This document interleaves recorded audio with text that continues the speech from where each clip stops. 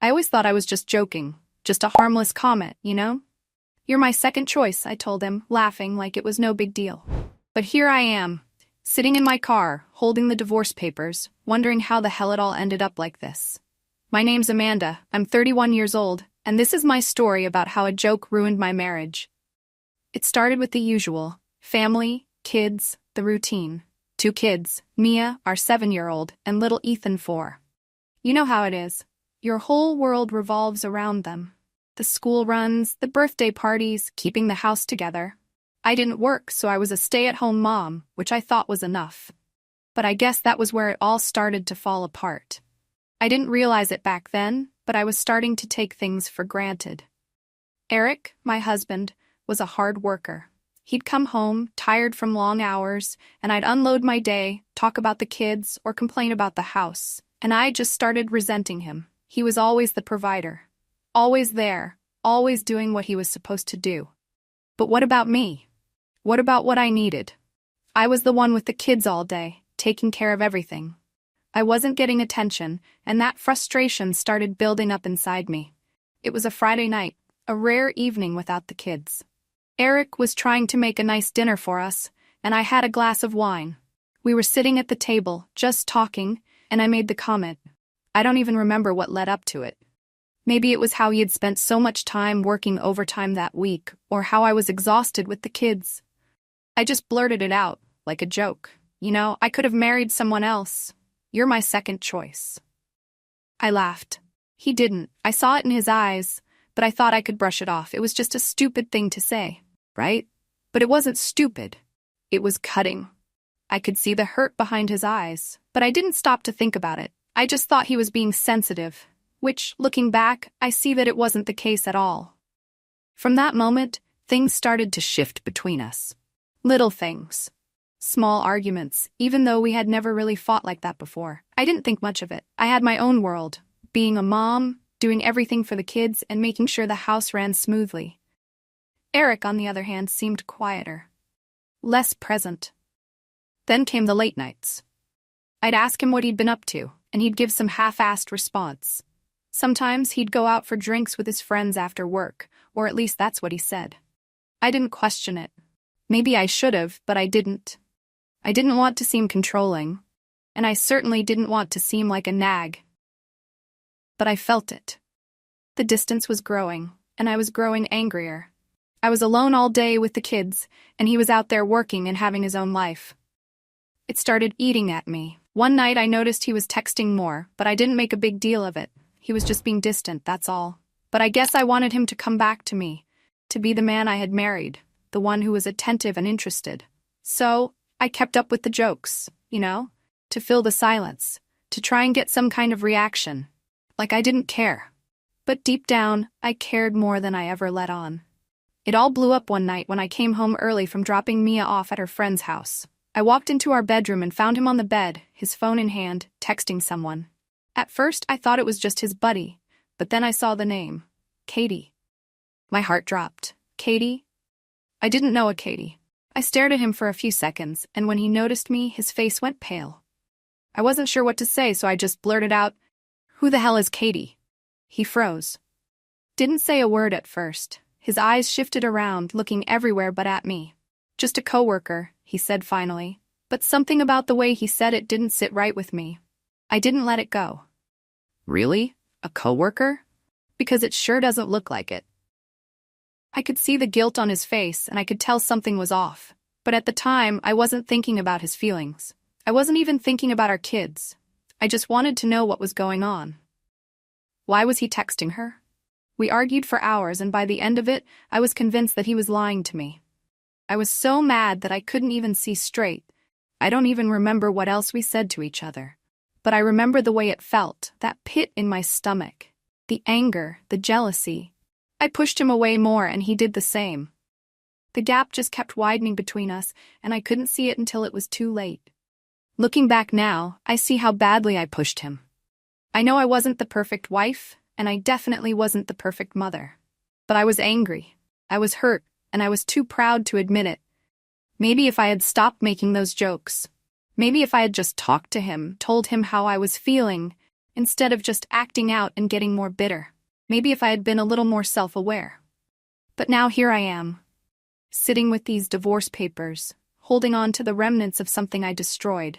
And I can't help but wonder if I'll ever get it back, if we'll ever get back to where we were before I made that joke. But I don't think we will. Not after everything that's happened. Do you think I could have done things differently? Or was this always how it was going to end? After that night, everything changed. Eric started staying late more often, and the tension between us was unbearable. I remember the long silences at dinner, the way he'd keep his phone face down on the table like he was hiding something, and I kept trying to fill the space with jokes, trying to pretend like I was fine, like nothing had happened. But deep down, I knew we were unraveling. A few weeks went by, and I tried to ignore the growing unease. I even told myself I was overreacting. Maybe I was. I mean, Katie could have just been a coworker, right? But the more I thought about it, the more I realized something didn't feel right. One afternoon, I picked up Mia from school early. I was supposed to meet a friend for coffee, but I decided to surprise Eric at home. I wanted to confront him, I guess. I wanted to catch him in the act. When I walked in, the first thing I noticed was the smell. It was weird. Not like a fresh home-cooked meal, but like perfume. I walked into our bedroom, and there, on the bed, was Eric. He wasn't alone. Katie was sitting beside him, laughing, her legs crossed on the bed as if they'd been there for hours. My heart dropped into my stomach, and I could feel my blood start to boil. I don't even remember exactly what happened after that. I think I just froze, staring at them. Eric's eyes went wide when he saw me standing in the doorway, but I wasn't sure who I was angrier at, him or her. Katie stood up quickly, like she was about to run, and that's when Eric jumped in. "Amanda, this isn't what you think." His voice was shaky, his words fumbling out like he was trying to find the right thing to say, but I didn't care anymore.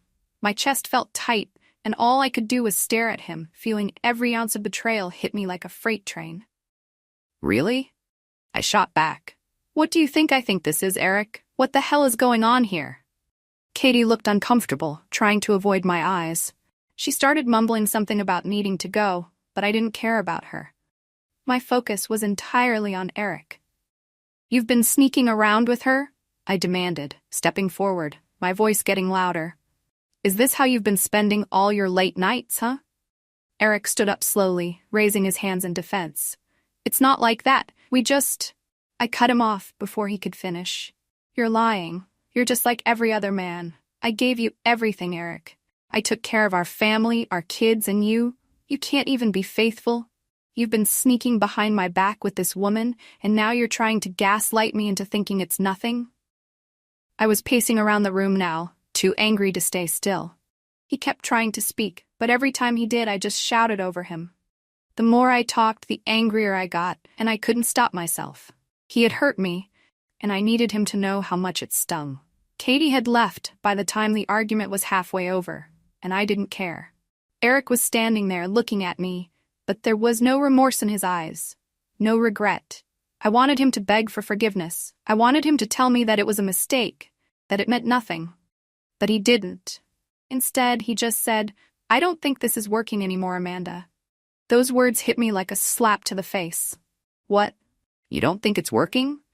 You're the one who's been screwing around behind my back, and now you want to throw away our entire family because of some affair?" But his face was set in stone. "I don't know what you want from me, Amanda," he said quietly. "I can't fix this. It's over."